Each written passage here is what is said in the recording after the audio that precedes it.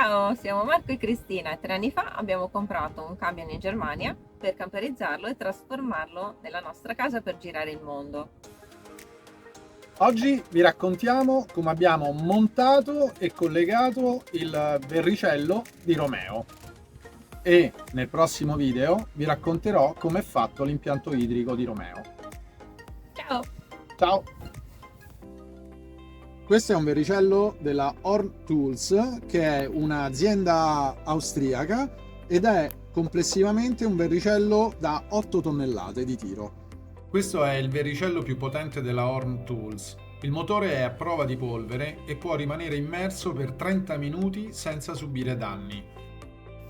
Il montaggio del verricello è stato oggetto di parecchie riflessioni e alla fine, dato che questo verricello ha una capacità di traino abbastanza elevata, è stato necessario utilizzare il perno del gancio di traino del paraurti anteriore. Nella costruzione della piastra è stato fatto che non si vede purtroppo da qua perché è agganciato, un occhiello che arriva direttamente ad agganciarsi al perno del gancio di traino, questo che si può sganciare e quindi poi inserire con l'occhiello direttamente. Sul lato sinistro e destro ci sono altri due bulloni che sono qua, che non hanno una funzione di tiro ma hanno una funzione di centraggio. In caso di necessità è relativamente semplice smontarlo, non tanto per la complessità di togliere 4 bulloni e il perno, quanto per il peso della piastra, perché il verricello ci si fa a toglierlo da solo e c'ha tutto un imbullonaggio qua sotto, quindi è molto semplice toglierlo. Il problema è che la piastra pesa oltre 100 kg e da solo io non ce la faccio. Questi sono i passaggi per il taglio del cavo. E anche qui oggi stiamo finendo di montare il verricello anteriore. Qui sto modificando e sto collegando tutti i cavi di alimentazione che andranno alle batterie, chiaramente da utilizzare solo in caso di emergenza perché consuma tantissimo con motore acceso. I cavi sono da 35 mm quadri per una lunghezza di circa 4 metri per arrivare fino alle batterie, quindi con uno spunto elevato e una corrente continua massima elevata. Sto finendo il cablaggio del caricabatterie della CTEC che verrà montato in maniera permanente sul gruppo batterie. Così facendo io posso caricare le batterie del camion direttamente accendendo un interruttore dall'interno. Interrompo un attimo questo video perché voglio dirvi perché ho montato un caricabatterie così grande all'interno del vano batterie. Il primo motivo è per una questione di sicurezza. Perché? Perché se le batterie vanno giù, quindi si scaricano e ci troviamo in zone non accessibili, quindi con la corrente elettrica di base, possiamo caricarle direttamente con i pannelli solari.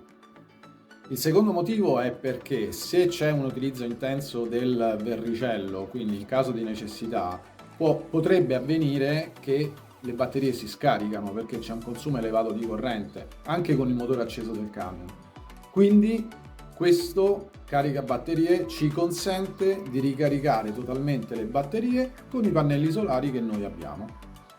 Lavoro finito, adesso c'è il caricatore CTEC MX14 può caricare fino a batterie a 24 volt fino a 500 ampere-ora. Quindi adesso basta con un interruttore a 220 attaccando l'inverter dall'interno della cellula che posso caricare le batterie del motore. Un grazie speciale al nostro amico Rocco per averci aiutato durante tutto il periodo di costruzione di Romeo. Grazie Rocco, grazie mille. Abbiamo finito. Questo è il fusibile pure tutto bello Coperto. Ho messo un fusibile da 200 A, ma poi probabilmente potrò cambiarlo. Questo andrà dentro il vano batterie, e qua, che ancora non è inserito, qua ci avrà il staccabatterie che sarà collegato a questi morsetti. Dopo vedrete la fine. L'ho collegato alle batterie tramite staccabatterie.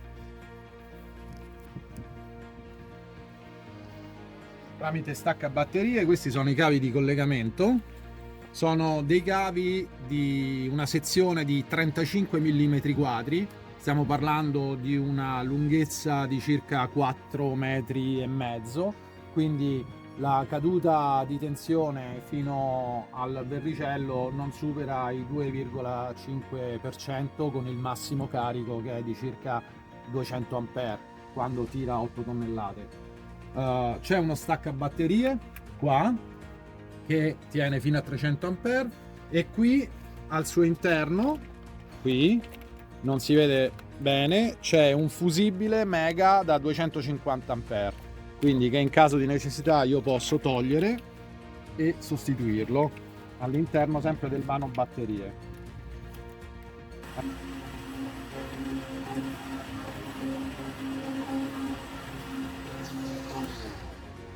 Adesso lo sto riavvolgendo. Questo è un cavo tessile che tiene più di 8 tonnellate. Chiaramente per riavvolgerlo ci vuole un po' di tempo. Per svolgerlo basta tirare la frizione, sganciare la frizione, che è questa. Un po' dura. Ecco fatto. E questo si può srotolare a mano, così non si consuma la corrente delle batterie. Questo si risgancia, si riaggancia, e adesso è bloccata. E continuiamo. Il vericello è un vericello a 24 volt con un assorbimento massimo di 250 A.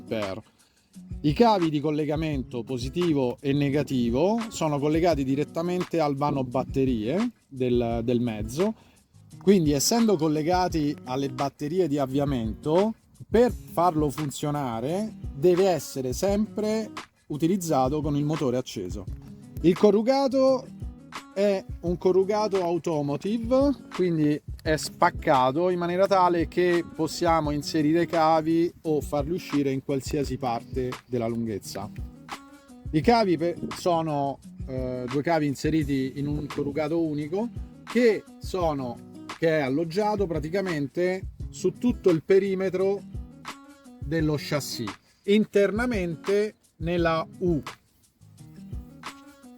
Come vedete, anzi non vedete, il cavo sono inseriti dentro questo chassis all'interno, dove sono anche gli altri corrugati del mezzo proprio. Continuano fino ad arrivare al nostro staccabatterie. Qui ho messo lo staccabatterie, che è uno staccabatterie da 300 A continui, e uno spunto, quindi se per caso c'è una corrente molto più elevata arriva anche fino a 500. Così è come si presenta al lavoro finito. Verricello sì o verricello no? Questa è una questione veramente prettamente personale, in base alle proprie esperienze e al proprio modo di viaggiare. Perché dico questo? Io per 40 anni ho lavorato nel settore logistico, dove ho capito che anche se una sola volta mi dovesse servire, l'investimento sarà valso la pena. Se questo video vi è piaciuto, regalateci un like e non dimenticate di iscrivervi al nostro canale. Ciao!